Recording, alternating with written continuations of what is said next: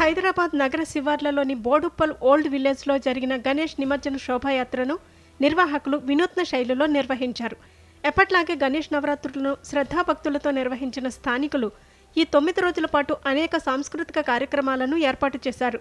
ఉత్సవాల తుదిఘట్టమైన గణేష్ నిమజ్జన శోభాయాత్రలో స్థానికులంతా వివిధ రకాల వేషధారణలతో ఆకట్టుకున్నారు. వారిలో కొందరు అఘోరాల వేషధారణలో పాల్గొని శివనామ స్మరణతో నృత్యాలతో అలరించారు. బోడుప్పల్ ఓల్డ్ విలేజ్ బస్తీవాసులు గత 25 ఏళ్లుగా ఈ ఉత్సవాలను గణేష్ ఉత్సవ సమితి ఆధ్వర్యంలో నిర్వహిస్తున్నారు. సంప్రదాయాన్ని పాటిస్తూ ప్రతి సంవత్సరం భక్తితో గణపతిని పూజించి నవరాత్రులు ముగిసిన తర్వాత భారీ ఊరేగింపుతో నిమజ్జన వేడుకలు నిర్వహించడం ఆనవాయితీగా కొనసాగుతోంది. ఈ ఉత్సవాలు కేవలం ఆధ్యాత్మికతకు పరిమితం కాకుండా ఆనందాన్ని పంచుకునే వేదికగా మారాయి.